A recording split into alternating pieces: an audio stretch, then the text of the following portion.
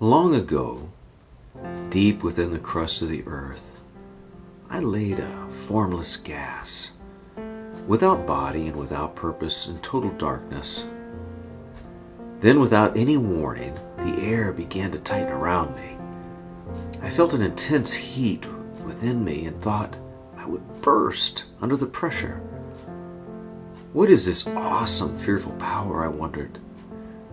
Suddenly, a tremendous burst of energy thrust me upward through the layers of the earth, and I began to harden and crystallize into the rock and water. I felt a warm sensation begin to consume me, and my body became warm and full of light. I felt safe and protected now with this new light, filling my whole being. I lay there enjoying my new home for some time. I wondered if something like that would happen again. As I began to examine my new crystal body, a new sensation began rising within me. I wondered if I was destined for a greater purpose. The longer I lay under that light and warmth of the sun, the more I felt this desire growing within me, this sense of destiny and greatness waiting to be revealed through me. I began to dream of who I was to become. This deep sense of purpose continued to get stronger until I found myself calling out for someone to find me, to use me. After a short time, an old man appeared. He picked me up and exclaimed, "Ah, an old diamond in the rough." He held me and examined my flaws against the bright sun. I felt ashamed of my rough state, but without another word, he gently placed me in his pocket. I rode along in his pocket for some time until we finally arrived at what I came to know as his workshop. As I looked around, I saw many gemstones of every color and shape. As I surveyed the gemstones, I saw that some were still in their rough state, while others were only half formed. They each display their own unique color, from a palest blue to a richest purple. I also noticed that the half-finished gemstones didn't sparkle or display the rich colors like the finished gemstones did. They looked dull and lifeless. I wondered what was wrong with them, why they hadn't been finished. I felt sorry for them. As I continued to survey his workshop, I saw a solid gold display case where he kept his finest work. They were obviously his most treasured possessions, as they were completely protected under lock and key. These were his least flawed and most brilliant gemstones. They were his pure white diamonds, royal and true amethyst, heavenly minded blue topaz, and his faithful green peridot. I envied their brilliance and their preciousness to the master. I felt a strong desire to be kept like his precious gemstones were. I knew he was proud of them and loved them very much, but I could never be like them. I was so flawed and had no life whatsoever. Then the comforting thought came to me that at least he brought me here, and at least I get to be in his company, even if I wouldn't be on display as one of his special gemstones. Then the old master stonecutter held me up against the light again. I think he was looking for flaws and cracks. I felt embarrassed that he could see right through me, yet strangely I was comforted. Lying there helpless in his hands, I felt vulnerable, yet I couldn't help but feel a sense of expectancy and excitement. I knew he wanted to do something special with me, and so I waited eagerly to see what he would do next. The old master stonecutter held me in his hands and began to preform me against a coarse wheel. "Oh my! This is painful," I thought. "When is this going to end?" I thought he was being too rough, taking too much off me. I wish he would just take me off the wheel.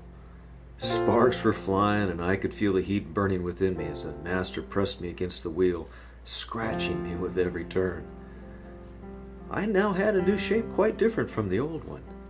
I actually had some form and symmetry. I wasn't as beautiful as the other stones, but I realized they must have endured even more than I had to in order to achieve their brilliance. Next, he fastened me to his handpiece until I was completely immovable. What was this? I thought he was going to give me a rest for a while. Then that sinking feeling. It dawned on me that this was only the beginning. I was so scared and apprehensive I began to doubt the master knew what he was doing. It was then that my eyes caught a glimpse of those sparkling gems in the display case, then to the lifeless half-formed gems. Right there and then I decided to completely yield to the master's plan for me. I was going to let him do whatever it took to make me like those other bright gems. I wanted to look and feel as alive as they were, and I wanted my master to be proud of me and cherish me like he did those others. And so the cutting began. With the wheel spinning at an impressive rate, he firmly pressed me against the wheel. This time he released a stream of cool water over me as more and more debris washed away. The water seemed to have a cooling effect against the immense heat of the refining. He then confidently cut one facet of my being at a time. This went on for some time, but I kept thinking of the master and how much he loved his precious gems. I just had to endure so I could be approved and loved by him too. I was determined to yield and not give up.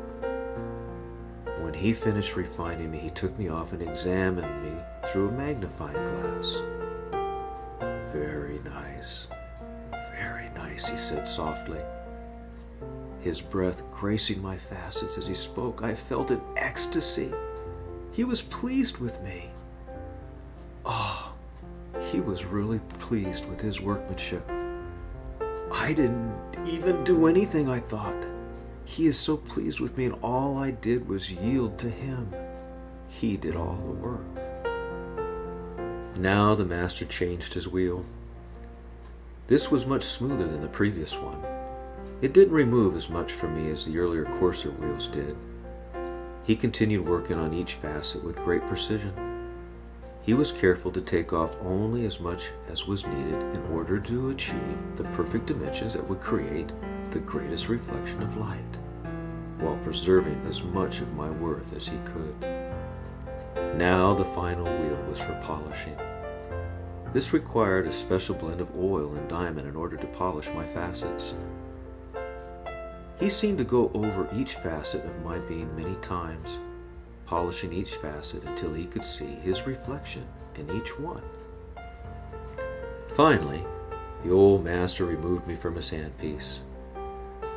I felt his gaze pierce through me as he held me up to the sun.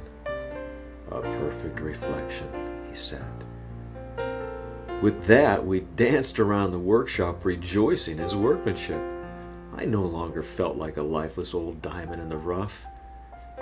Then I heard these words which I will never forget. With this gem, I am well pleased. With that, he placed me in a little black box and sent me to where he had destined I should go. Upon arriving at my new destination, a man dressed in a royal blue uniform removed me from the box and set me within a gold crown. A priestly man pronounced a few fancy words, and I was placed on the head of the prince. I heard gasps and ahs coming from all around. I felt light bouncing off me from all sides. The light was hitting me all over.